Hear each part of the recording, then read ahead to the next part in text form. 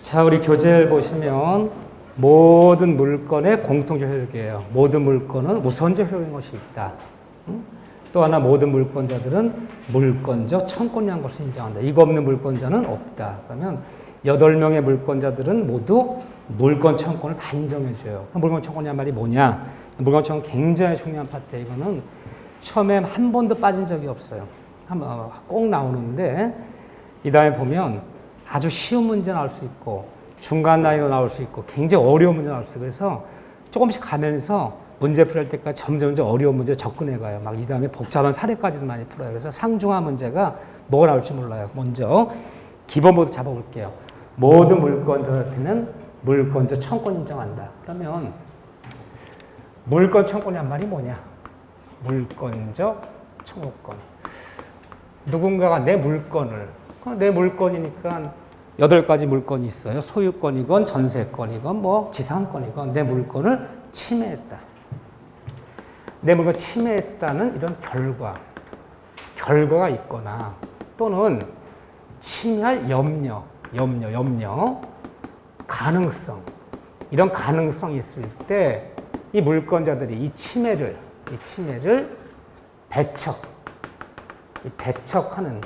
배척하는 권리를 물권적 청권을 행사한다 불러요. 그럼 아주 쉽게 얘기해 볼게요. 내가 토지 건물의 소유권자야. 내가 토지의 소유권자인데 누가 내 토지에 내 허락도 받지 않고 무단으로 막 비나 세우고 막 경작하고 막 사용하면 여기 소유자라면 알았다면 쫓아가서 당장 뭐예요? 아, 내 토지 소유자인데 왜 내 승낙도 없이 무단 사용하느냐? 빨리 지상물을 철거하라, 제거하라. 뭐 해달라? 조치취해야죠. 자, 내가 토지 소유자인데 내가 소유권자예요. 미국 지사 나가서 3년 근무하고 왔어요. 3년 근무하고 왔더니 이 브로커가 내 땅을 마치 산 것처럼 거민계약서 위조하고 내 인감돈 전부 다 위조해서 오징어 통해서 지 앞으로 등기한 다음에 남한테 팔아먹고 도망갔어요. 여러분들 토지 소유자라면 그 땅 어떻게 할 거예요? 찾아와야죠. 소유권에 기난 토지 반환 청구 소송. 나 2년 전, 3년 전에 매매한 적 없습니다. 다 이거 위조된 문서입니다. 입증되면 돌려줘라 판결 나올 거 아니에요. 이게 그래야지만 내가 내 물건을 지키는 거 아니에요. 그래서 누군가가 내 토지권 소유권 침해했을 때 또는 침해 염려가 있을 때 이거 있어도 행사할 수 있어요. 자, 보세요. 내가 단독주택인데 소유자야 물론 살고 있는데 옆집에서 옛날 구억을 때려부시고 큰 건물 신축해. 아, 신축한 건 좋은데 이 공사할 때마다 막 돌멩이가 우리 마당에 떨어지고 지붕에 떨어지고 난리가 아니야. 사람 맞으면 큰일 나겠어. 기와장 깨지겠어. 당장 쫓아가서 아직 깨지진 않았어. 사람 맞진 않았어. 이런 식으로 공사하다가는 이런 염려가 있어. 적당한 조치를 취하라. 안전펜스 설치하고 그물망 칠 때까지는 공사를 중단하라, 중지하라. 행사해야지. 그랬더니 그 사람이 뭐래요? 기와장 깨지면 말해. 사람 다치면 말해. 그때 가서 내가 치료 줄 테니까. 너무 늦는 거 아니에요? 또는 옆집에서 굉장히 지하를 깊게 파는데 집안이 연약한 지역이라 땅을 깊게 팔 때마다 막 담이 흔들리고 벽이 막 흔들려. 무너지진 않았어. 이런 식으로 공사하는 뭐지? 염려가 있어. 쫓아가서 공사주는 이런 조치를 취할 때까지는 집안 공사하고 뭐 할 때까지는 공사 중단하라, 중지하라. 요구할 수 있어 없어요? 있어. 말로 안 되면 소송 내는 거죠. 공사 중지, 가처분 신청. 이게 바로 물권 청권이야. 너가 침해했던 결과가 있을 때 또 염려해서 물권자들이 쫓아가서 그 침해를 배척하는 권리를 물권적 청권 행사한다 부른다. 근데 종류는 몇 가지가 있느냐? 모든 물권자들이 다 이걸 인정하는데 종류는 3가지가 있어요. 첫째, 목적물 반환 청구권. 별로 달라. 좀 전에 설명했던 거죠. 내 토지 소유자인데 내 땅을 팔지도 않았는데 브로커들 위조해서 전매전매하고 도망갔다면 땅 찾아와야 돼, 안 찾아와야? 소유권에 기난 토지 반환 청구 소송. 말로 안 되면 소송 제기해서 찾아와야죠. 목적 반환 청구권. 또 하나는 너 내 토지에 무단으로 뭘 설치했다. 그러면 쫓아가서 철거하라, 제거하라. 소유권에 기난 철거 소송, 제거 소송. 또는 옆집이랑 담을 쌓고 살고 있는데 내가 새로 우리 집을 신축하려고 때려부시고 신축하는 과정에서 이제 건축을 받아야 될 거 아니에요? 측량했더니 옆집 담장이 우리 땅 10평을 먹어 들어온 거야. 이제 와서 살게 된 거야. 알았다면 쫓아가서 담장을 철거해달라, 제거해달라. 내 소유권 지켜야 될 거 아니에요. 요구할 수 있어 없어요? 있죠. 소유권에 기난 또는 뭐에 기난 결과 제거, 또는 방해 제거, 철거해달라, 방해 제거, 청구권. 이거 행사할 수 있어야죠. 세 번째는 염려가 있을 때 적당한 조치를 취해달라. 소유권액이나 무슨 예방 청구권. 행사해야죠. 그러니까 여러분들이 항상 모든 물권자들이 물론 행사할 수 있다고 부르지만 항상 머릿속으로는 소유권 생각하세요. 토지 소유권. 건물과 토지에서 이런 일이 많이 벌어져요. 토지 내가 소유권자인데 너 내 소유권 침해했을 때 세 가지 권리. 목적을 반환, 결과 제거, 예방 청구권. 이 세 가지, 종류는 세 가지다. 이 다음에 뭐 세 가지예요. 모든 물권자들은 이 세 가지 물권 청구권을 모두 행사해서 내 물건을 배척해서 내 물건을 스스로 내 물건을 스스로 보호하는 권리를 우리 뭐 행사한다 부른다? 물권적 청구 행사한다 부른다. 이거 굉장히 중요한 얘기죠. 사회생활 때도. 자, 그런데 모든 물권자들은 이 세 가지가 있는 게 원칙이에요. 근데 이 다음에 배우면 8명의 물권자 중에서 자, 8명의 물권자가 뭐가 있었죠? 점유권, 소유권, 지상권, 지역권, 전세권, 유치권, 저당권, 질권. 이 8명의 물권자들 다 이걸 행사할 수 있는 게 원칙인데 그 8명의 물권자 중에서 이다 배우면 물권자지만 점유를 수반치 못하는 물권자가 2명이 있어요. 이다 배울 거예요. 내 물권자지만 그 물건을 점유를 못하는 물권자가 2명이 있어요. 자, 은행이 나에게 1억 원 대출해주고 우리 아파트에 저당권 설정한 저당권자 은행이 그러니까 저당자 아파트를 저당권 은행이 사용수익 점유하나요? 안 하나요? 점 못하지. 그래서 수하지 못한 물건자 뭐냐? 저당권이 그래요. 저당권. 저당권자는 교환가치, 처분가치만 지배하는 것이지 저당자 목적으로 점유를 수반한 물건은 아니야. 이 다음에 보면 이 지역권이라는 게 있어요. 지역권. 그냥 다 배울 거예요. 요역지, 승역지. 내 땅 위에서 니네 땅 써도 좋다. 통행지역권. 우리 땅 통해서 네 땅 들어가라.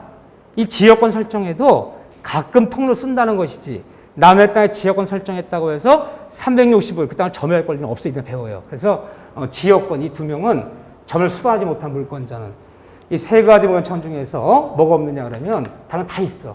목적물 반환 청구권만은 없어요.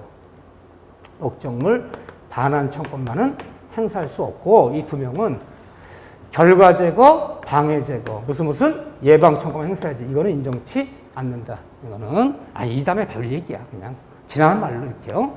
그런데 무한 청구권은 누가 행사하는 것이냐? 침해했을 때 누가? 행사 주체.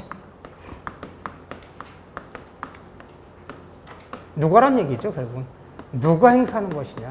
잘 봐보세요. 행사 물건 청구권은 누군가가 내 토지 건물을 침해했을 때 쫓아가서 다 때려부셔라. 반환해라. 적당한 조치 취해달라. 행사하는 것은 항상 이렇게 들어가요. 침해 당시 물권자. 소유권자라 예를 들게요. 내 토지 소유자라 예를 들게요. 침해 당시의 소유자. 얘가 행사하는 것이 아니라 항상 물건 청구권은 현재의 물권자. 현재 물권자가 현재 소유자가 행사하는 거예요. 무슨 말이냐? 봐보세요. 자, 내가 토지 2,000평짜리 토지 소유자인데 내가 미국 지타 나가 있는 사이에 잘 아는 동네 지인이 내 땅에 비 나와서 두 동을 진 거야. 미국 나와서 몇 년 생활하고 왔더니 이꼴 난 거야. 아니 아무리 사정이 급해도 그렇지 응? 여기다 남의 땅에다 이 비 나와 치면 어떡합니까? 했더니 땅 놀리기가 좀 아깝고 너는 뭐 미국 가 있고 그래서 그냥 연락처도 몰라서 허락을 받았어야 되는데 오물 허락받지 뭐 그러고 그냥 졌대요. 어쨌든 때려부셔달라. 철거해달라. 내 토지 사용을 방해하지 않느냐. 응? 안 때려부셔도 때려부셔요? 안 부셔요? 말려서 안 부셔요. 그럼 어떻게 해야 돼? 아니 왜 남의 땅에 무단한 빈사를 전화하냐. 때려부셔. 그 말만 나면 쌈 나는 거야. 도끼 들고 쌈 나죠. 말로 안 되면 어떻게 해야 돼? 소송해야지. 내가 때려부실 수는 없잖아요. 내가 자력구제할 수는 없잖아. 그러면 철거 소송 들어가면 또 이게 또 1년씩 걸려요. 뭐 도면 그려서 뭐 소송비 들지 시간 걸리지 뭐 등등 하는 와중에 땅을 팔아야 되는 거야, 내가. 돈이 아쉬워. 돈이 굉장히 좀 아쉬워. 지금 땅을 팔려고 그러는데 이 문제 때문에 땅 팔기가 좀 그렇잖아. 땅 사는 사람이 정확히 명도를 받으려고 그러지, 응? 이 비나와서 철거를 시켜달라고 그러지, 그거를, 응? 하겠습니다. 그래서 잘하는 지인한테 딱 싸게 팔면서, 야, 내가 이런 문제 있지만 이게 무단지인 거기 때문에 소송 중이야. 소송 중이니까 때려볼 수는 있어. 돈이 급해서 그래. 원래 2억 받아야 되지만, 응? 너 1억 7천만 줘. 응? 일단 등이 넘겼어요. 그럼 소유가 넘어갔잖아. 그럼 누가 철거 소송해야 돼요? 현재 소유자 그 매수인해야 돼. 이제 원고를 바꿔야 돼. 그러면 법원에 청구해 갖고요. 소유자 바뀌었습니다. 원고 변경합니다. 갑에서 을로 원고 바꿔주세요. 항상 물건 청구는 현재 물건자가 현재 소유자 행사하는 거야. 그럼 쉽게 얘기하면요. 지나간 전 소유자는 더 이상 물건 청구를 행사할 수가 없다는 거예요. 항상 침해 당시의 소유자가 아니라 현재 소유자 행사하는 것이 물건 청구권이야. 뭐 소송을 제기하건 철거 소송을 내건 반환 소송을 내건 이게 소유자가 바뀌어버리면 원고를 바꿔야 돼 중간에. 항상 누구에게? 상대방. 다 때려부셔라. 상대방.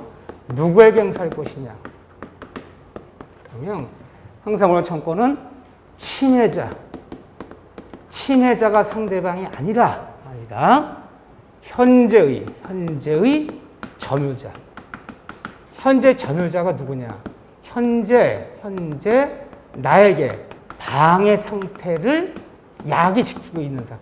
얘가 상대방이 되는 거예요. 무슨 말이냐 보세요. 물건 청구권은 자, 내가 토지 소유자예요. 등기 떼어보면 4명이 돼 있지. 내가 미국 3년간 있는 사이에 잘하는 동네 사람이 비료 2동을 줬어. 3년 전에 줬대. 3년 전에 내 땅에 무단으로. 진 사람이 누구냐? 갑이라는 사람이야. 그래서 져서 쓰고 있다가 이거를 1년 전에 을한테 비료 사용권을 넘겼어요. 을한테. 응? 저기 갑이라는 얘기가 이 땅 주인 홍남기 지금 미국 가 있는데 나랑 친한 친구 사이가 다 허락 받은 거야. 땅 팔 리 없으니까 5년이건 10년이건 쓰라 허락 받은 거야. 그러니까 내가 몸이 아파서 더 이상 비료 사용 못 하니까 비료 짓는 땅을 판다는 게 아니야. 비료 짓는데 내 2천 들어왔는데 너 1,000만 원만 줘. 그럼 내가 너 넘겨줄게. 그러니까 비료 술려 1,000만 원을 풀어 넘긴 거야. 현재 누가 이거 쓰고 있냐? 현재 을이 쓰고 있어요. 미국 갔다 왔더니 이 꼴 난 거야. 응? 다 때려부셔라. 다 철거해달라. 제거시켜달라. 누굴 상대로 삼아야 돼? 소송을 내도 누구한테 내야 돼요? 을한테 내야 되는 거야. 침해자가 상대방이 아니라 현재 점유자 상대. 무조건요. 소송 내더라도 을한테 내야 되는 거야. 을한테. 물론 침해자는 갑한테 소송을 제기했다. 철거 소송. 말로는 안 되니까. 말로 안 되면 소송자 붙이면 되는 거야. 응? 목적을 반한 소송. 결과적으로 철거 소송은 누굴 상대? 을을 상대로 삼아야 돼. 만약 침해자 갑을 상대로 삼으면 갑은 철거하라 판결 나왔어. 갑이 철거할 권리가 있는 사람이 아니잖아. 누구 거예요? 을 거잖아 지금.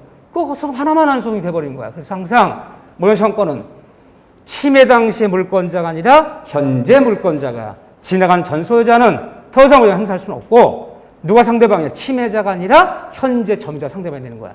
물론 갑이 져서 지가 쓰고 있다면 그건 문제 안 되지. 걔가 침해자 점유자니까. 근데 남의 땅 무단 진 사람 다르고 현재 사유자가 다르다면 현재 점유자 상대로 삼는 거야. 똑같은 얘기야. 옆집이랑 이렇게 담장 사고 살았는데 옆집도 7년 전에 진 집이고 우리든 옛날에 9억이야. 근데 옛날 7년 전에 집 지면서 담장 싼 거야. 싼 사람은 갑이라는 사람이야. 근데 그 사람이 3년 전에 집 팔고 이사 갔어. 현재는 병이 살고 있어. 내가 측량했더니 옆집 담장이 우리 땅 10평을 먹어 들어간 거야. 담장을 철거시켜달라. 우리 땅 찾아와야 될 거 아니야. 누굴 상대로 삼아야 돼? 현재 쓰고 있는 점유자 병을 상대로 삼아야지. 옛날 소유자 7년 전 사람 사줘서 배부터 철거시키라는 거 아니잖아요. 그래서 항상 침해자와 현재 점유자 다르면 현재 점유자가 상대방이 되는 거야.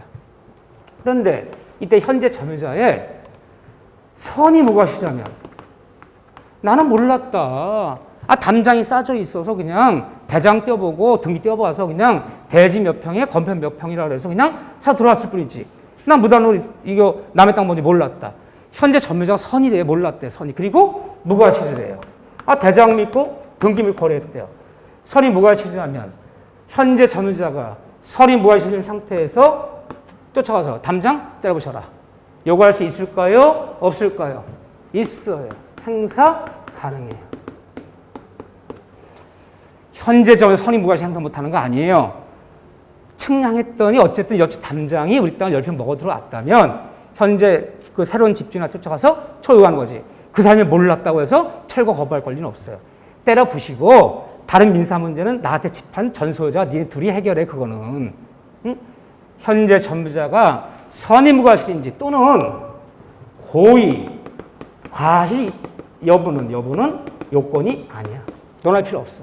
행사할 수 있어요. 그럼 보통 누군가가 내 토지 건물 소유권 침해했을 때 언제까지 행사해야 되는 것이냐. 다 때려부셔라. 내 땅 돌려달라. 뭐 해달라. 목전을 반환, 결과 제거, 언제 요구할 것이냐. 보통 소유권을 예를 드는 거예요. 사례 나오면 소유권이 나와 이 다음에. 소유권 나올 거 내 토지 소유자다. 내 소유권을 갑의 토지를 의리무단으로 건물을 졌다면, 갑의 토지를 의리무단으로 침해했다면 이렇게 문제가 나온단 말이야. 그럼 현재 소유자는 언제까지 행사할 것이냐. 이 소유권의 기나 무효청구는 기간에 제한이 없다. 즉 소멸시효에 걸리지 않는다. 그러면 담장 쌓고 산지 10년 아니라 20년 지났더라도 측량 결과 내 땅이 밝혀지면 17년만 해도 18년만 해도 때려부셔라 욕할 수 있어 없어요? 있는 거. 너 10년 지났어. 소멸시효야. 그런 말 없어요. 소유권의 기나 무효청구는 기한 제한이 없기 때문에 물론 이 다음에 취득시효 배워. 어떤 사람이 내 땅을 점유하는데 그 다음에 취득시효 20년 요건을 갖춰버리면 그냥 취득시효 되는 바람에 소유권 못 찾아온 경우 있지만 그런 경우 아니라면 70년, 80년 만에 땅 찾아올 수 있어 없어요? 있어요. 저기 뭐 행정 전산망에 조선 땅 찾기 운동 들어갔어요. 들어가서 뭐 접수했더니 돌아가신 증조 할아버지 명의로 일제강점기 돌아가신 할아버지 명의로 임야 2,000평이 나왔어. 근데 누가 임야 2,000평에 누가 뭐 밤나무 좀 심어 대충 쓰고 있어요.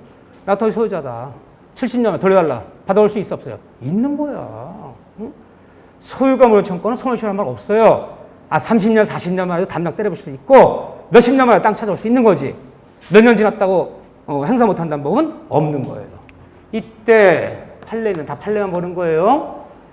비용이 나온다면 철거 비용이 나올 거, 담장 철거 비용이 나올 거 아니에요. 담장 때려부시려면 인건비 들죠. 폐기물 처리해야지. 이게 한 200 나온대. 그러면 그 비용 부담은 누가 할 것이냐. 저는 지금 판례에 따라 가르치는 거예요. 당연히 학설을 논하지도 않아 저는. 응? 학설에 따라 골라라는 시험 문제 없기 때문에 학설 얘기할 필요도 없어. 그냥 넌 학설 얘기 하지도 않아 그냥. 우리 지금 시험 공부하자는 거지 학문 배우자는 거 아니잖아요. 비용이 나온다면 비용 부담 누가 해야 되는 거예요? 판례는 전액 100% 전액이라는 거 100% 무조건 상대방 부담사. 상대방이 무조건 부담하라는 거예요. 100%. 관심 내는 경우도 없어요. 그러면 현재 점유자가 담장 싼 것이 아니라 집사도 들어온 사람이잖아. 아무 잘못이 없잖아 지금 그 사람이. 그래도 철거 비용 200이 나온다면 누가 부담하라? 상대방 부담하라. 무조건 상대방 부담세요 우리는요. 다시 내는 경우도 없어요. 100% 상대방 부담설이다. 여기 오겠어요. 일단은 네 가지 얘기만 알자고요. 네 가지 얘기만. 물론 이거 말고도 이제 좀 더 판례에 들어갈 것이고 이 다음에 특이한 것들 이걸 직접 행사 못하고 대의 행사하는 경우도 있고 사례 문제 들어가면 임차인에게는 뭐 철건 요구할 수 없고 퇴건 요구할 수 있고 뭐 무단 지은 사람한테는 뭐 철건 요구하지 퇴건 요구 못하는지 구체적인 거 배울 거야 이 다음에 좀 디테일하게 들어가서 어려운 거까지 나와요. 그렇지만 일단 기본은 그런 게 물건 청구권인데 누군가가 내 토지 건물을 무단한 침해했을 때 소유권자가 내 소유권을 스스로 지키는 권리를 물권적 청구 행사한다 부릅니다. 네 단어만 일단 기억해 주시고 이런 얘기다. 자 그런 다음에 자 어디를 볼 것이냐 193쪽에 물권 변동 용어들 중심 보는 거예요. 이 물권 변동 파트는 올해도 3문제 나왔어요.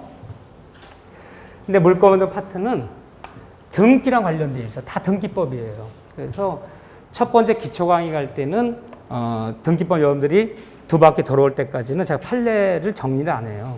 등기를 알아야 돼.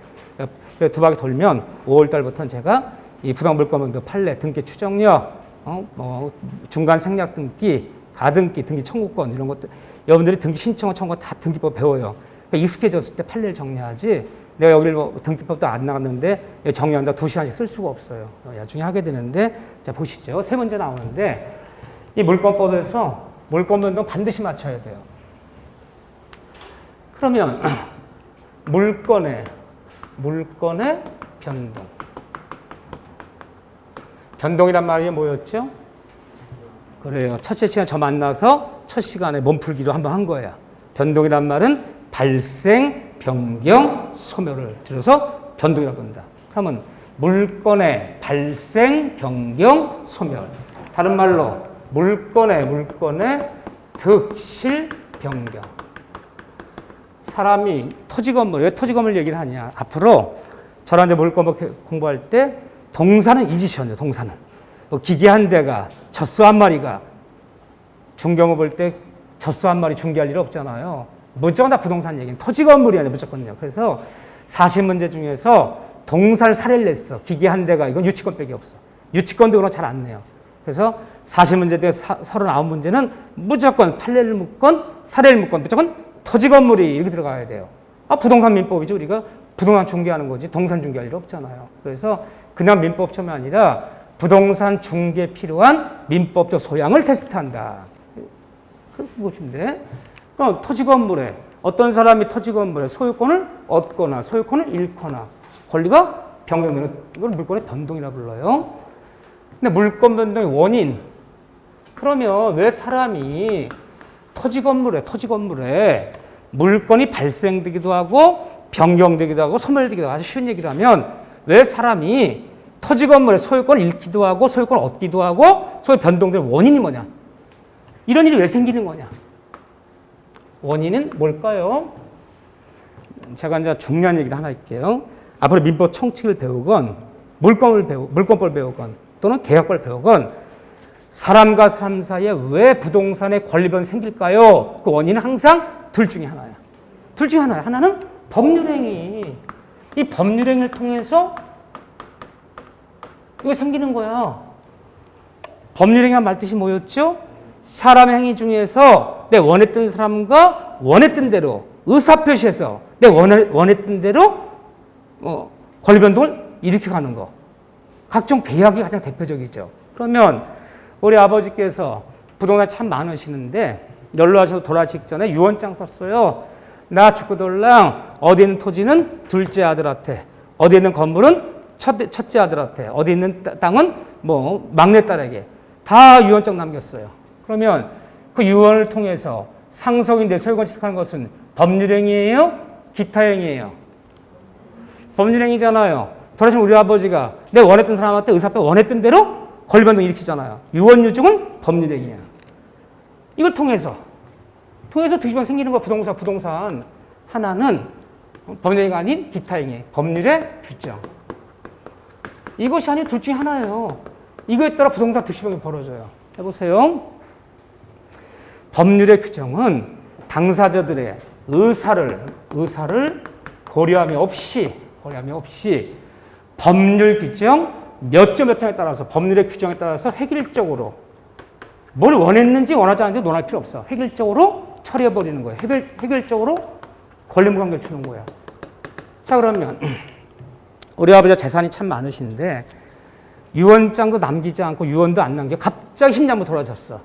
그러니까 우리 아버지의 그 모든 부동산 전 재산 어떻게 되는 거예요? 민법 규정 몇 조 몇 항 상속법에 따라서 장남이건 차남이건 아들이건 딸이건 논할 거 없이 배우자 1.5, 1대1 때 똑같이 획일적으로 분배하는 거죠. 그러면 상속법에 따라 이루어지는 그 물권변동은 법률의 규정. 유언유증에 따라 이루어지는 물권변동은 득실변경은 그건 법률행위. 둘 중에 하나예요. 이 두 가지 방법 말고는 사람이 토지 건물 부동산 득실변경 이루어지는 게 없어요. 법률행위 아니면 법률 규정. 둘 중에 하나인데 법률행위를 통했을 땐 반드시 우리 민법은 형식주의 원칙을 꼭 지켜달라는 거야. 이게 민법 대원칙이야. 형식을 갖춰야 돼. 자, 여기 이제 우리 186조에 그 법전 소개하고 있네요. 이건 한 번도 안 빠지고 나와요. 186, 187조. 이거 어렵지 않은데 단 한 번도 빠진 적이 없어. 세 문제 중 한 문제 이거예요. 가장 중요한 얘기예요. 가장 쉽지만. 자, 읽어드릴게요. 부동산에 관한 법률행위로 인한 물건의 득실 변경은 법률행위를 통했을 때, 의사표시하는 법률행위를 통했을 때 부동산의 득실 변경은 뭐하여야? 등기하여야 그 효력이다. 반드시 뭘 갖춰라? 등기라는 형식을 갖춰줘야 돼. 그러면 각종 계약 맺는 게 대표적 법률행위인데. 자, 보세요.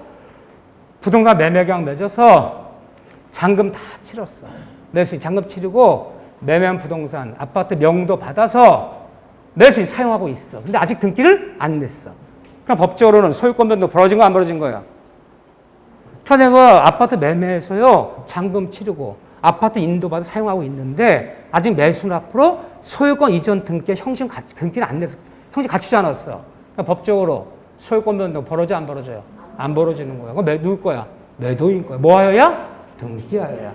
아무리 잔금 치렀더라도 등기라는 형식을 갖추지 않으면 아무런 물건은 인정하지 않겠다. 반대 등기를 하여야. 이 부동산은 등기해야 돼요. 근데 동산이에요, 동산. 부동산 등기지만 이 동산은 여기 이제 187조 이제 있고 188조에 보면 동산 얘기가 나오는데 동산은 동산 물권 변동은 인도하여야. 동산 물권 변동은 인도하여야 그 효력이 있다. 인도라는 형식을 갖춰야 돼. 그래서 소유권 변동 벌어지는 거야. 응? 그렇잖아. 인도라는 형식 갖추지 않으면 동산 물권 변동도 안 벌어져요. 그럼 다시 한번 내볼게요. 우리 민법은 법률행위를 통했을 때 부동산 물권 변동은 등기라는 형식주를 택하고 있으나 동산 물권 변동까지 형식주를 택한 것은 아니다. 동산 물권 변동까지 형식을 갖춰야 되는 것은 아니다. 맞아요? 틀려요? 난 여러분이 조금 무서워지기 시작했어.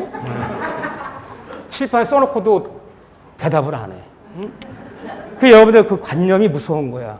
우리는 부동산 물권 변동이건 동산 물권 둘 다 형식주의야. 부동산 뭐 하여야? 등기하여야. 동산은 뭐 하여야? 인도하여야. 인도라는 형식을 갖추지 않으면 동산 물권 변동 인정하지 않겠다. 부동산 등기, 동산 인도라는 형식을 꼭 갖춰야 돼. 그래야지만이 물권 변동을 인정해요. 동산 물권 변동은 인도, 부동산 물권 변동은 등기. 내가 무서워하는 거죠? 그렇죠? 농담이에요. 그런데 법률에 규정이 있을 때, 법률 규정. 자, 읽어드릴게요. 거기 187조. 등기를 요하지 아니하는 부동산 물권치든. 그렇지만 상속받은 부동산, 아버지 돌아가시면요, 돌아가신 아버지 명의에 돼 있는 거, 그 자식들이 상속 등기 내지 않아도 딱 숨 떨어진 순간 등기 안에 상속인 소유가 되는 거야. 등기 안 해도. 응? 등기해야지만 되는 거 아니에요? 또 하나, 국가에 수용한 거. 수용 보상금이 지급되는 순간 수용한 관공서 앞으로 등기하지 않아도 소유권 변동 벌어지는 거야. 상속받은 부동산, 공용 수용한 부동산, 수용. 그 다음에 판결받은 부동산. 이따 자세히 배워요. 판결에는 모든 판결이 아니라 형성 판결이라는 게 있어요. 형성 판결. 뭐 시간 나니까 한번 해볼까요? 이 판결의 종류 세 가지가 있어요. 민사를 얘기하는 거, 형사를 얘기하는 거 아니죠, 지금요. 그러면 지금도 법원에서, 자, 하나의 법원은, 평택의 법원이 있을 거예요. 법원에 가면 법원이 몇 개로 되어 있나요? 울타리 안에. 대한민국 모든 법원은 세 개로 이루어져 있어요. 가면 형사법원, 반판이 붙어 있어요. 형사법원, 민사법원, 그 다음에 뒷면으로 들어가면 강제 집행법원. 그래서 법원 세 개가 하나의 법원을 이루는 거예요. 형사법원, 민사법원, 집행법원. 이게. 근데 민사 소송 내는 거죠. 다툼이 소송 내 판사 결정. 판결의 종류 세 가지가 있다는 것은 민사 소송을 제기할 때 셋 중에 하나를 내는 거야, 내가. 셋 중에 하나를 제기하고 모든 민사 판결은 셋 중에 하나야. 그럼 거기에 뭐가 있냐면요, 이행 판결이라는 게 있어요. 이행 판결. 그러니까 이행 판결이 나왔다는 것은 내가 소송을 제기한 게 이행 소송이죠. 이행 소송. 이행 소송은 이행 판결이 나와요. 이행 판결은, 물론 부동산 얘기만 할게. 판결문이 어떻게 끝나느냐. 항상 판결문은 판결 주문이나 판결문이 나왔어요. 이렇게 판결문이 나오면 판결문엔 첫째 판결 주문이라는 게 있어요. 주문. 판결 주문. 이게 이제 결론이야. 응? 피고는 원고에게 금 1억을 지급하라. 우의 소재되는 건물 세 동은 철거하라. 이게 결론이야, 이게. 내가 이긴 거야, 이렇게 되면. 근데 이행 판결은 항상 판결문 끝이, 이 판결 주문 끝이 물론 여기 이 부분 소송 비용은 피고 부담을 한다. 이런 거 이게 제일 중요한 1번이 제일 중요한 거예요. 여기 보면 하라라고 끝나. 하라. 항상 피고 김아무개는 원고 누가 있으면 1억 원을 지급하라. 변제하라. 5일 소재된 토지는 누구한테 명도하라. 말소하라. 뭐 하라. 하라로 끝나.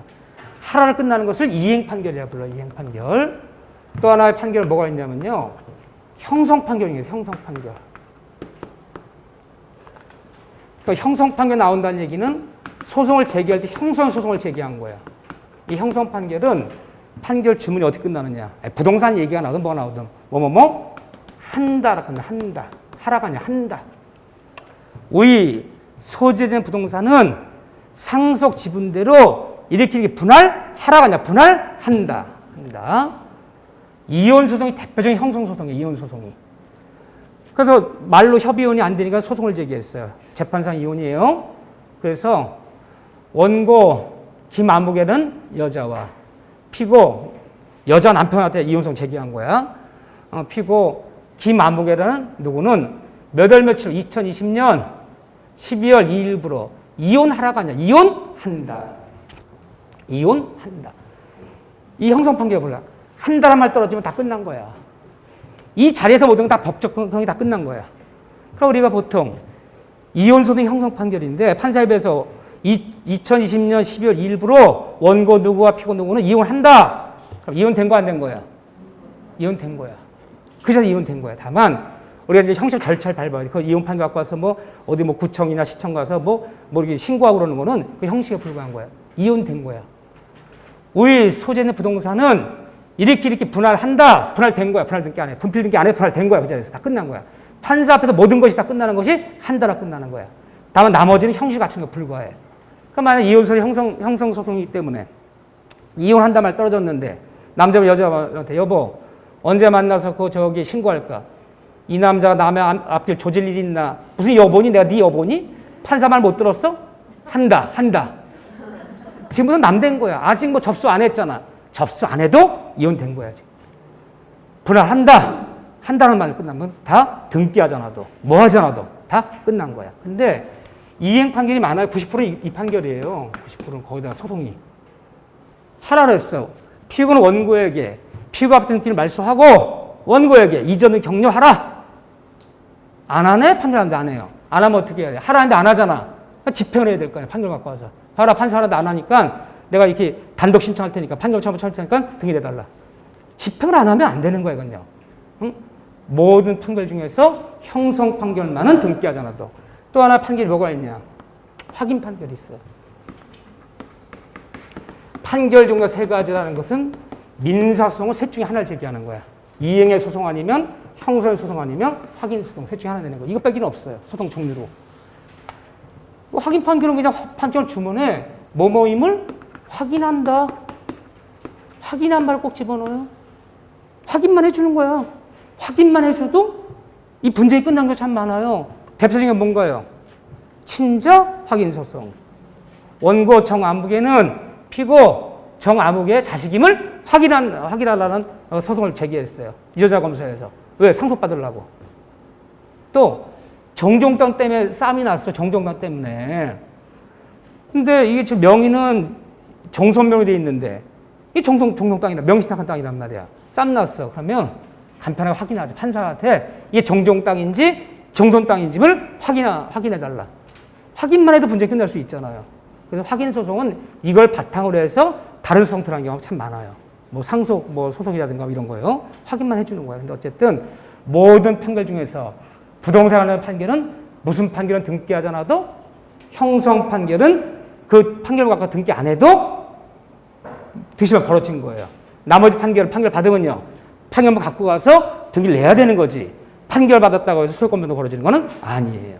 형성 판결 등기하지 않아도 기타 법률에 규정이 있을 때 이제 법률 규정이 다 있어. 민법에 법률에 규정이 있는 것은 등기 안 해도 다 들면 벌어지는 거예요.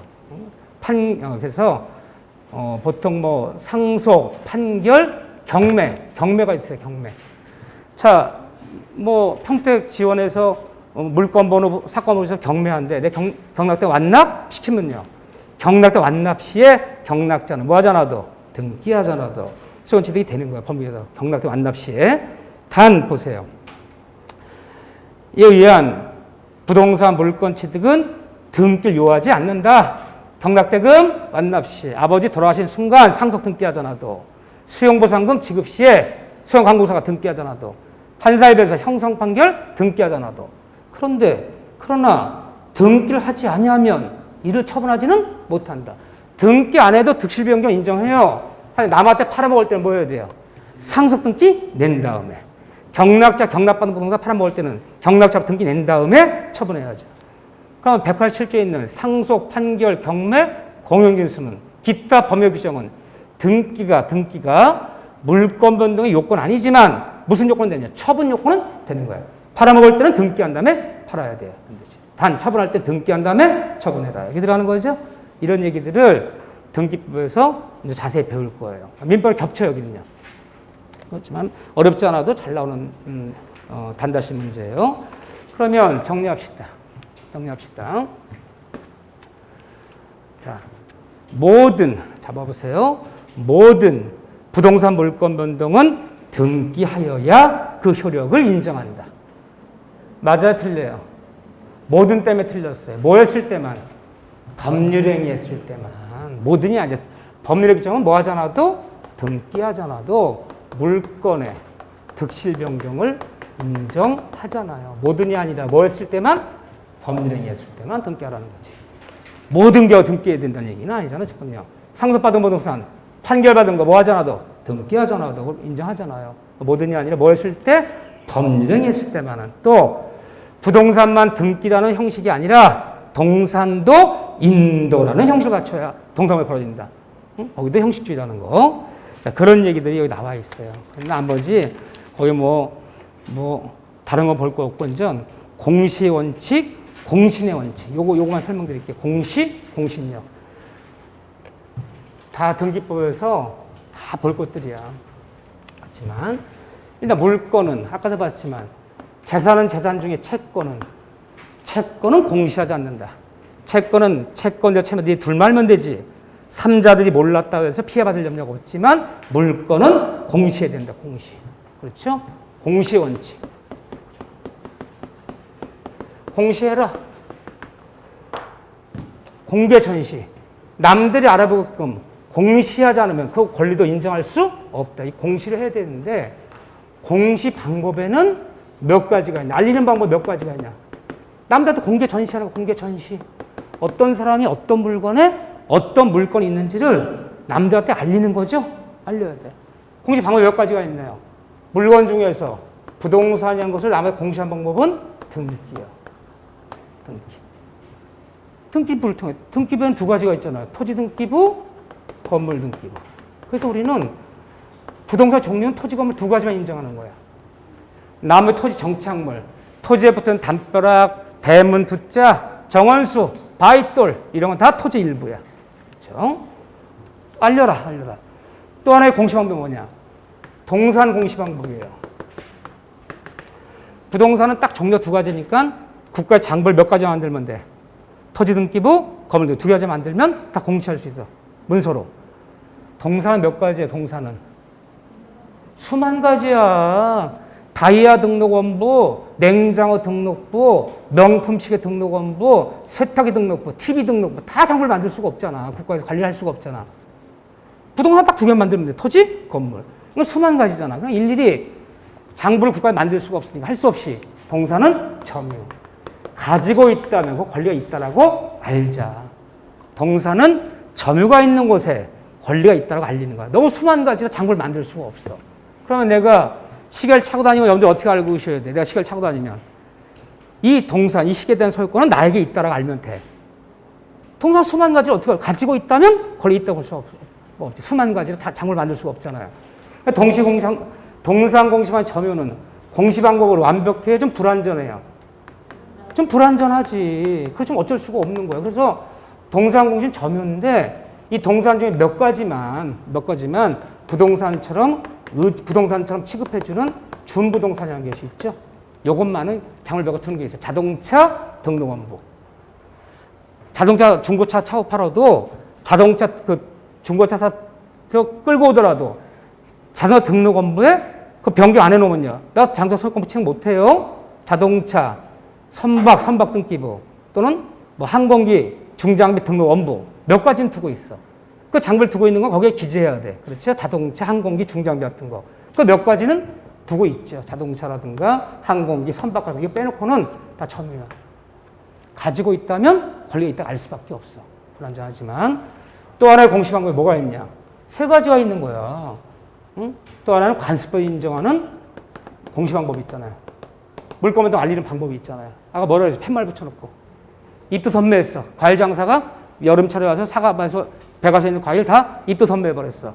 주인백 이거 써붙이면 과손 뚝에다가 명인 방법을 통해서 물건도 벌어져 안 벌어져요?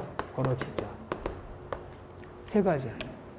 그러면 사람이 법률행위 했을 때 의사표시라든가 법률을 통한 물건운동 세 가지 공시 방법이 있어. 부동산 등기, 동산 점유, 또는 명인방을 갖추지 않으면 그 득실병 인정할 수 없다.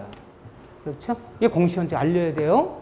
그런데 공시원칙에서 무슨 말이 나오느냐? 공신력이란 말, 공신력이 있다. 공신력이 없다. 이 공신이란 말이 뭐냐? 이거 그러니까 민법은 항상 줄임말이야. 가뜩이나 용어도 어려워 죽겠는데 꼭 줄여. 공개전시법 그럼 좋은데 공시법 줄여서 공신력이 뭐냐? 공시한 것을 부동산 등기, 점유, 명인 방법 공시한 것을 신뢰 한자 써볼게. 신뢰. 공시한 것을 믿고 거래한 사람, 신뢰 믿은 사람을 국가에서 보호하냐? 국가에서 보호해주면 공신력이 있다 그러고, 공개 전시한 것도 공시한 것도 믿고 거래한 사람도 국가에서 보호를 안 해줘. 보호 안 해주면 공신력이 없다 그러는 거예요. 보호를 안 해주면. 이거 줄임말이야. 그러면 공시를 믿고 거래한 사람을 국가에 보호할 것이냐, 보호하지 않을 것이냐. 보호해주면 공신력이 있다. 공개 전시, 공시한 걸 믿고 거래한 사람도 국가에서 보호해주지 못하면 공신력이 없다라고 부르는 거예요. 그러면 공신력이란 말은 뭐가 전제되어야 돼? 공시 방법이 있을 때 이걸 논하는 거지. 공시 방법도 없는데 공시 유무를 논하는 게 아니지. 이걸 믿고 거래한 사람을 보호할 것이냐, 보호하지 않을 것이냐 공신력이잖아요. 그런데 우리는 결론부터 얘기하면 공시를 믿고 거래한 사람, 부동산 공시가 등기야. 부동산 공시 방법이 등기를 믿고, 이 등기를 믿고 거래한 사람도 우리 국가는 보호한다, 보호하지 않는다. 우리 국가는 보호해주지 않아요. 보호 안 해줘. 그래서 부동산 공시와 등기에는 공신력이 없다 그래요. 우리 등기질 때 가장 큰 문제점이야 이게. 국민들은 토지 건물 거래할 때는 등기 띄워보고 권리 분석한단 말이야. 등기 믿고 거래했는데 그게 부실 등기, 허위 등기였다면 믿고 거래한 사람도 소유권 취득할 수가 없어. 이 가장 큰 문제점이야 이게.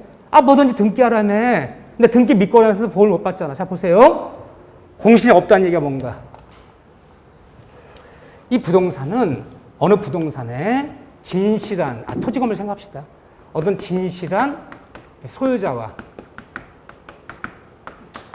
등기를 믿고 거래한 사람, 등기 믿고 거래한 어떤 상대방이 충돌하면 우리 국가는 누굴 보호한다? 진실한 소유자를 얘를 보호하고 얘를 희생시켜버려요. 이게 공신이 없다는 뜻이에요. 이게. 여보세요? 토지가 있어. 이거는 판사들도 당할 수 있는 거고 검사도 당할 수 있는 거고 누구나 다 당할 수 있는 거야. 우리가 보통 등기 띄워보면 등기에 기재된 걸 믿지 이 전 사람이 부록한 거 아닌가? 전 사람은 누군가? 일일이 다 추적하면서 조사할 수가 없잖아. 등기에 기재된 대로 믿는단 말이야. 보세요. 토지 3,000평이야. 땅주인이 누구냐? 자, 토지 등기부예요. 토지사님 갑이야. 근데 갑은 지금 부모 따라서 미국가에 있어. 미국에서 공부해서 미국에서 직장 가지고 살고 있어요. 고향에 있는 선산이야, 선산. 부모도 다 돌아가셨어. 부모 돌아가셔서 미국에서 화장해서 저기 있지 한국에 산수도 안 쓰고 고향에 큰 친척도 없어요. 한국 갖고 와도 고향도 안 와. 근데 어쨌든 명의는 얘네 명의로 돼 있는 거야. 선산이야. 이런 사실을 모두 알고 있는 을 불호가. 불호는 뭐 주는 말이에요? 브로커. 아시는구나. 누가 브로커인지 누가 제일 잘 알아요? 이 등기는 우편 접수 안 받아줘요. 등기는 출석주의. 우편 접수해서 등기가 직접 출석해서 서로 제출해야지. 그러니까 누가 제일 잘 알아요? 브로커는.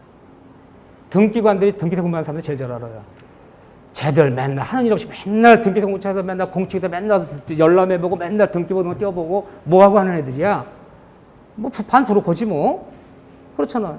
옛날에 그 차비 받던 차장 있던 시절에 쓰리꾼이라 불러. 쓰리꾼. 누가 제일 잘 알아요? 차장이 제일 잘 알아요. 쟤들만 타고 하면 엉성엉성이 항상 내리면 쟤들만 내리면 쓰리꾼이야. 마찬가지로 등기세 공부하는 사람들 브로커 제일 잘 알아요. 브로커도 부지런해야지 하는 거예요. 어느 땅이 만만한 토지인지. 보여, 그게? 자꾸 열람해보고 등기 떼어봐야지 하는 거지. 소유권이 40년간 안 움직이네. 현장 답사. 답사 가요, 애들도 또.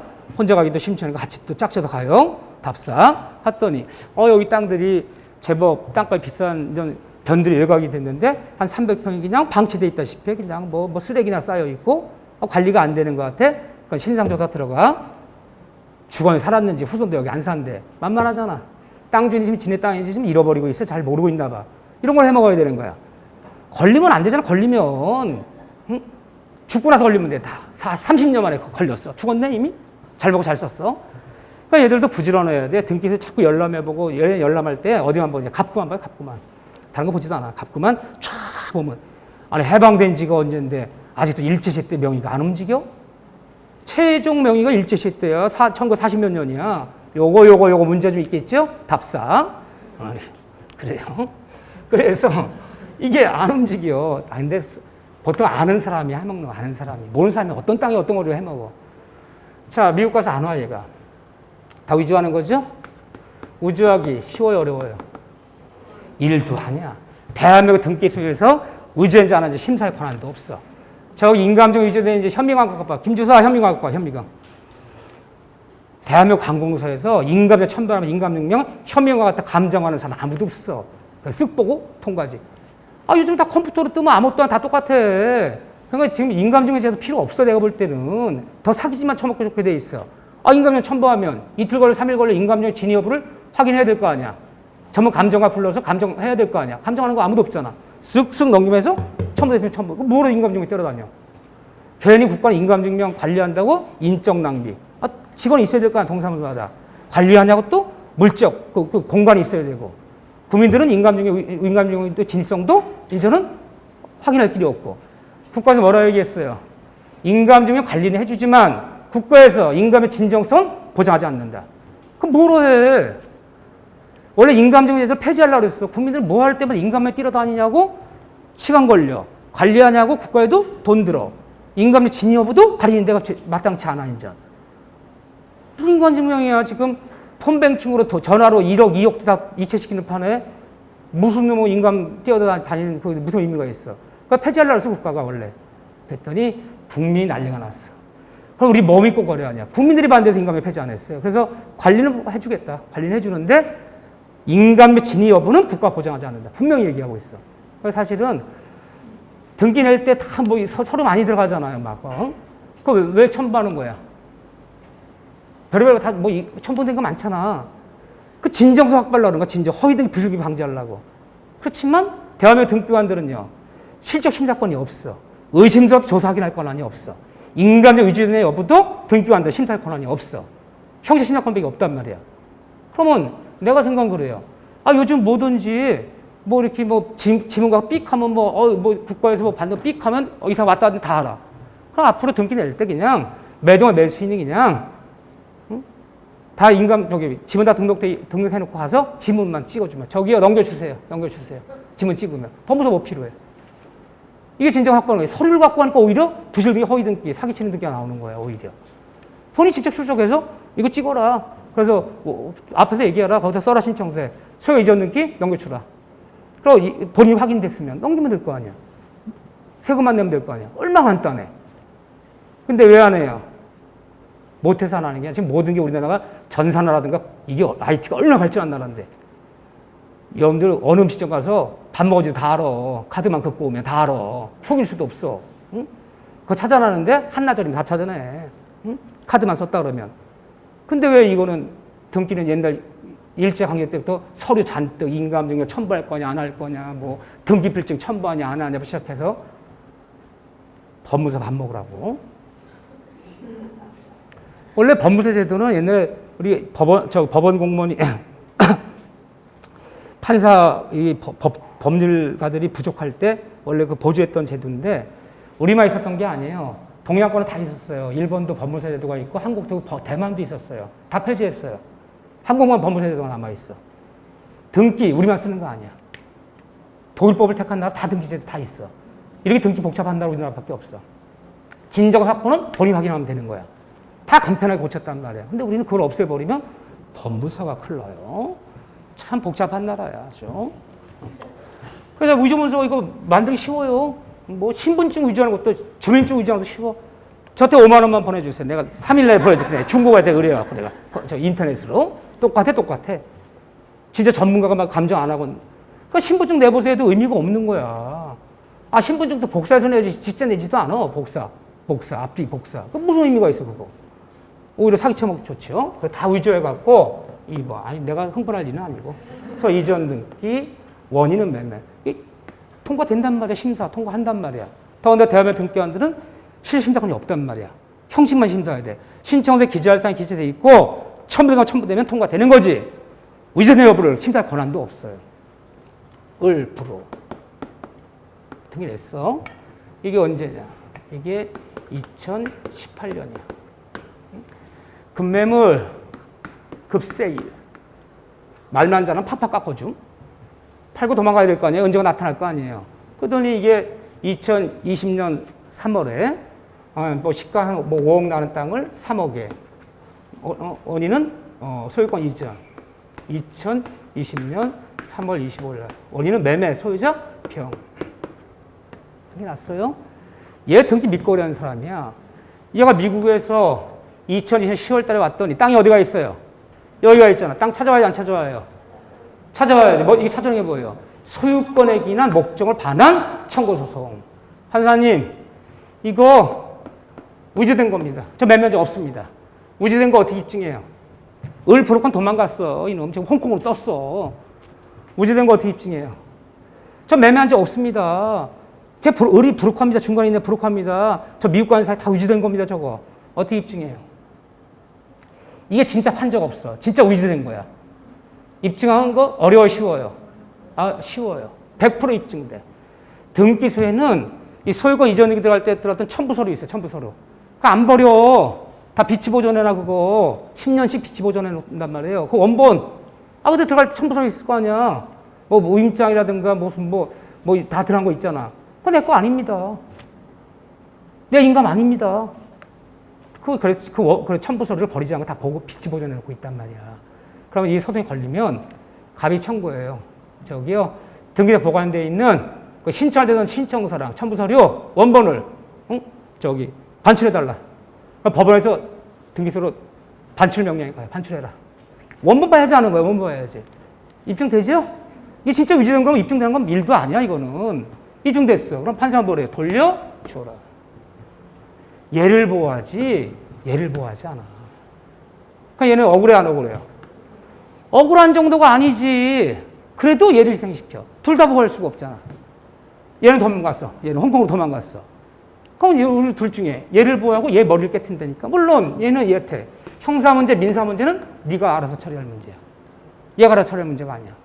나는 돈을 줬는데 소유권 못 넘겼잖아. 3억 원 돌려줘. 얘는 콩만 먹여야 돼. 이거 네가 알아서 해야 돼. 얘한테 말하지 마라. 이게 공신력 없다는 뜻이야. 그럼 공신력 없다는 뜻은요. 부동산은 진실한 권리자랑 등기 믿고 일하는 사람 충돌하면 누굴 보호한다? 진실한 권리자를 보호하지 믿고 일하는 상대를 보호하지 않아요. 그러면 조속히 공신력을 인정해서 등기 믿고 일하는 사람을 보호해주는 것이 이상적이야. 근데 그걸 왜 못하느냐? 우리 못해 그거. 우리가 이 등기를 받아들인 독일이에요. 독일. 이 독일 민족이 전 세계 기여하는 게 두 가지가 있어. 이 두 가지는 전 세계 독일 사람들의 혜택을 받은 거야. 부동산 등기를 만들었다는 거. 등기를 만들었다는 건 토지를 측량해서 필지 개념을 도입할 수 있었다는 거야. 그 전까지는 막연했던 거야. 그냥 뚝 쌓아놓고 여기까지 우리 땅, 여기까지 니네 땅 하면 했는데 측량을 통해서 이제 토지 필지 개념을 도입해서 측량할 수 있었다는 거지. 토지 건물 등 거, 등기를 만들었어요. 전 세계 문명 국가는 어떤 방식으로든 이 등기 제도를 쓰고 있어. 그것이 뭐 어떤 방식이든 등기를 만들었다는 거. 등기를 만들었다는 얘기가 뭐냐? 물건을 동사, 부동사 구분했다는 거. 이게 원래 서양 세계에도 19세기 전까지는 물건이 동사보다 분류가 안 됐어요. 그러니까 부동산은 특별한 취급을 하기 시작했다는 거. 그 제도가 등기가 만들어지니까 저당을 잡을 수 있었다는 거.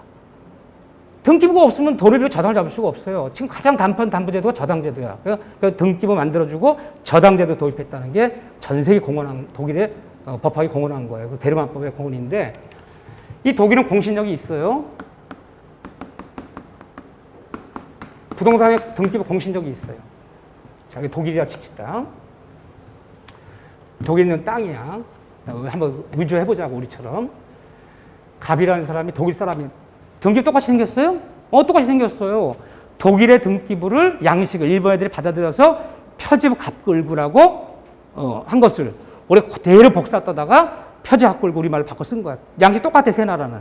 세 나라 똑같아요. 얘는 갑구야. 독일의 독일. 여기 얘 이름이 칸트야, 칸트. 독일 사람 아는 사람 있어요? 그거 왜 웃어요? 아는 사람도 없으면서. 응? 그러니까 우리가 생각보다 정치는 잘 몰라. 응? 연예인은 잘 알잖아요. 그러니까 연예인이 엄청난 거야. 영국 수상이 누굽니까? 모를 수 있어. 유명한 연예인은 알아, 우리가. 영화배우도 알아, 영화배우도 알아. 외국 사람들 한국의 대통령이 누군지 관심도 없어? BTS는 다 알아요. 연예인이 미치는 힘이 정치인보다 더 큰 거예요. 현대 세계는. 이 문화라는 것이 전 세계에 통일되어 있기 때문에. 그래서 참 연예인의 파워이 굉장히 무서운 거야. 자, 칸트 거야. 칸트가 지금 미국 가에 있어. 이걸 해먹어야겠어, 이거를. 칼제니 해먹으려고 그래, 칼제니. 얘는 이름이 많아요. 근데 우리는 칸트 몰라도 칼제는 알아야 돼.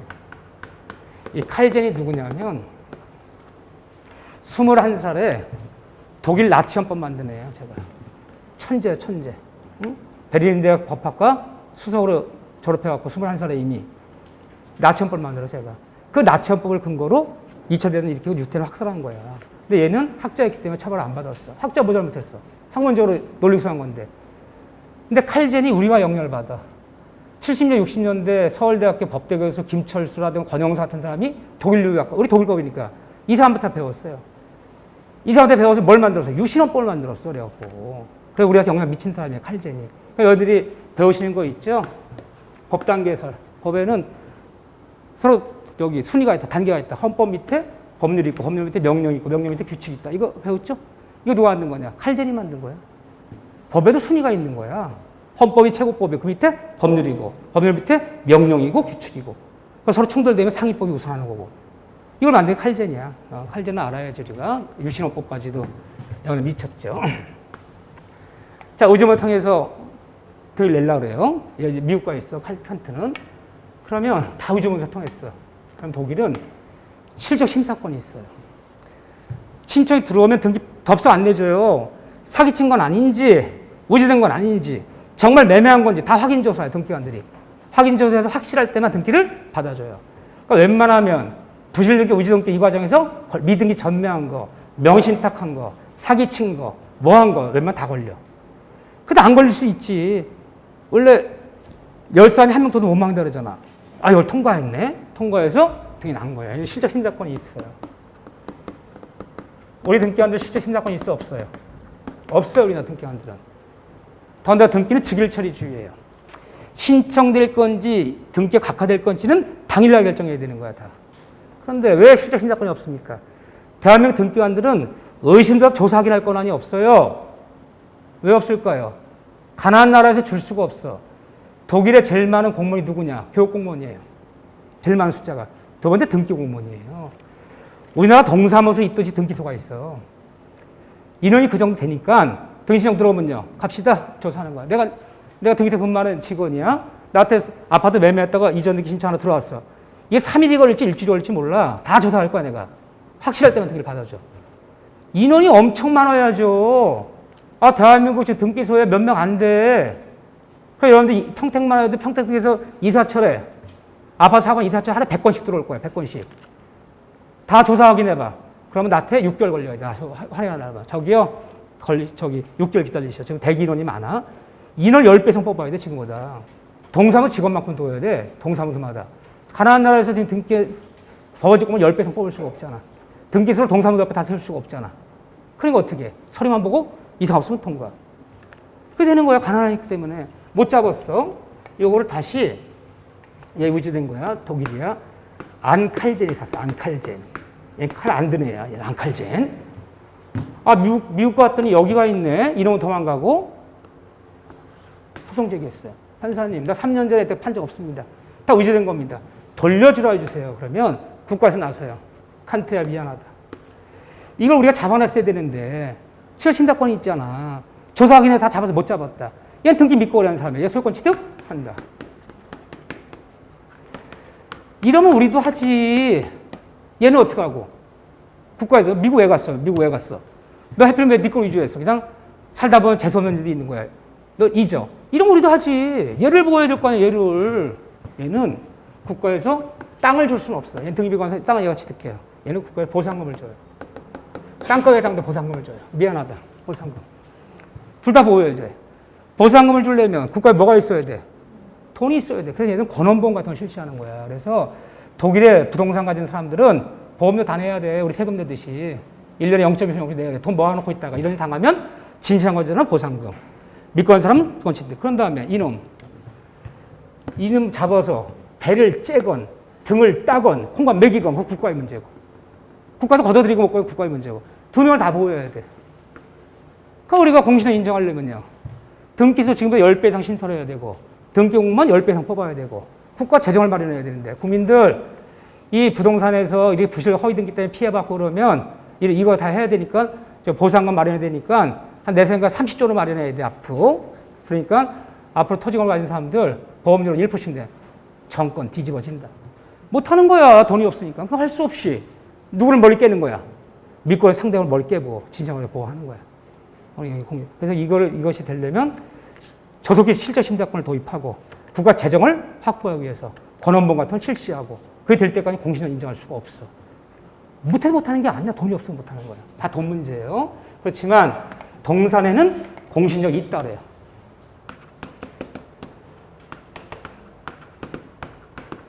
이걸 뭐라 부르냐. 이거를 이 다음에 여러분들이 동산은 선의취득을 인정한다. 동산은 자 봐보세요. 공신이 있다는 거야. 동산 점유에는. 그럼 동산에 어떤 동산에 진실한 소유자와 권리자와 이 점유를 믿고 거래한 사람이 충돌하면 누굴 보호하냐? 믿고 거래한 상대방을 보호해요. 여보하고 얘를 희생시켜요. 그럼 동산은 진실한 권리자 보호보다 거래한 정보를 우선시하는 거야. 이게 선취되더라 부르는 거야. 이게 꼭 좋은 것만 있는 거 아니에요? 자 보세요. 동산 봅시다. 공신이 있다는 게 뭔가? 여러분 생각이 갑이 이런 기계야, 기계. 한 3억 나오는 기계라 칩시다. 얘가 소유자야. 동산. 그렇지만 뭐 선반 등록부란 장부는 없어. 그러니까 점유가 있는 곳에 소유권 권리가 있다 믿는 거야. 근데 얘가 공장을 좀 이전해야 돼요. 공장 이전해야 되는데 새로운 공장을 못 구했어. 한 2, 3개월 이 기계를 좀 맡겨놓을 때가 필요해. 이 기계가 제법 등차 커요. 그러니까 잘하는 의사장 찾아가서 의사장 내 공장 이전해야 되는데 새로운 공장을 못 구했는데 공장 구해서 옮길 때까지 한 2개월 정도만 이 기계 좀 보관시켜줘. 싣고 와. 보관해줄게. 우리 공장 한편에 놔. 그래서 여기 기계를 실어다 줬어요. 현재 점유는 누가 하고 있나요? 얘가 하고 있죠. 하지만 이 기계에 대한 소유권은 누구한테 있는 거야? 얘 보관만 하는 거지, 보관만. 그럼 얘는 점유를 하고 있지만 무권리자잖아. 동산 공시는 점유의 원래. 그렇지만 얘는 지금 보관만 하는 거지. 팔아먹을 권한은 갑한테 있는 거잖아. 무권리자라고. 그런데 병이라는 사람이 급하게 이런 중고기를 찾아요. 갑자기 뭐 주문을 많이 받았는데 납기를 마치려면 이 중고가 필요해. 근데 이게 뭐 독일에 주문하면 뭐 몇 개월 걸리고 기계도 사기도 힘들어. 당장 필요해. 누가 알려줬어? 그 을 공장에 갔더니 당시 찾는 그 선반이 거기 있던 것 같던데, 한켠에. 병이 쫓아왔어요. 파세요. 파세요. 돈 달라는 대로 드리겠습니다. 아니, 왜 얘한테 팔으라고 그래? 동사는 뭐라고요? 점유가 있는 곳에 뭐가 있다? 소유권이 있다가 알자며. 얘 건 줄 알았어, 얘 건 줄. 응? 2억 5천에 3억에 다 드리겠습니다. 급해 들었습니다. 파세요. 당장 현찰을 드리겠습니다. 당장. 그러니까 얘가 뭐라 그래야 돼요, 얘가. 여러분들이 을이라면. 얘 제 거 아닙니다. 응? 사실 싶으면 가밭에 말씀하는데 연락 드릴게요. 나는 보관만 하고 있습니다. 라고 말하는 것은 우리 같은 평범한 인생관의 소지자들이고, 사고 친 애들은 그런 사고방식이 아니야. 사고 친 애들은 일단 양재물이나 지하경 먹어. 일단. 먹어. 탈라면 토하면 되지 뭐. 못 팔 것도 없죠 뭐. 돈도 급해 죽겠는데. 장부도 없잖아. 그래서 3억에 사고 팔기로 매매계약 맺고 대금 받고 인도해줬어. 걔 여기가 있어. 여기가 있어요. 인도 싣고 갔어. 한 보름 뒤에 연락했더니 연락 안 받아. 공장 빨리 구했어요. 기계 찾아오려고 했더니 안 받아. 갔더니 공장은 또 얘네 공장도 닫혀 있어. 기계 팔고 도망간 거죠. 남의 기계. 알게 돼요. 자초지에 알게 되었어. 야, 뭐 보관시켜놓은 기계를 팔고 도망갔구나. 이거 상호받고. 누가 사갔지? 여기 사갔대. 부닥치는 거야. 얘는 동사의 진실한 소유자. 얘는 점유를 믿고 거래한 상대방. 우리 점유하고 좀 무권리자지, 얘는. 충돌이 됐어. 얘가 쫓아가서 병한테 뭐라 해요? 병씨, 뭐라고 했어요? 첫 마디가? 인사는 합시다. 인사는. 신뢰합니다. 신뢰하세요. 너 멈춰. 기계 멈춰. 너 보름에서 잘못 산 기계가 사기당한 거야. 그건 내 거지, 얘 게 아니다. 내 맡기로 보관시켜놓은 기계다.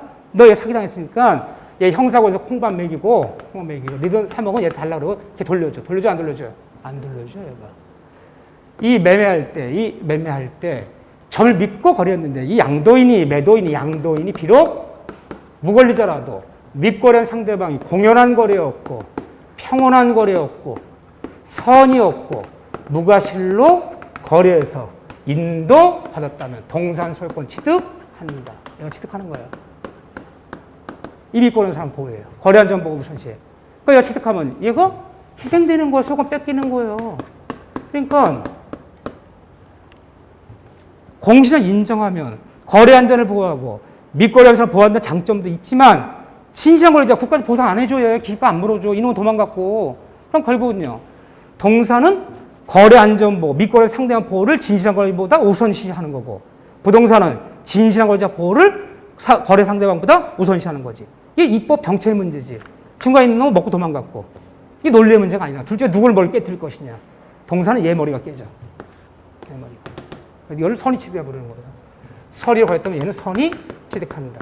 이렇게 얻은 동산 소유권 취득은 더군다나 원시 취득으로 취급한다. 최초로 만든 소유권으로 취급한다. 아무도 말하지 마라. 완벽한 소유권이야. 그렇죠?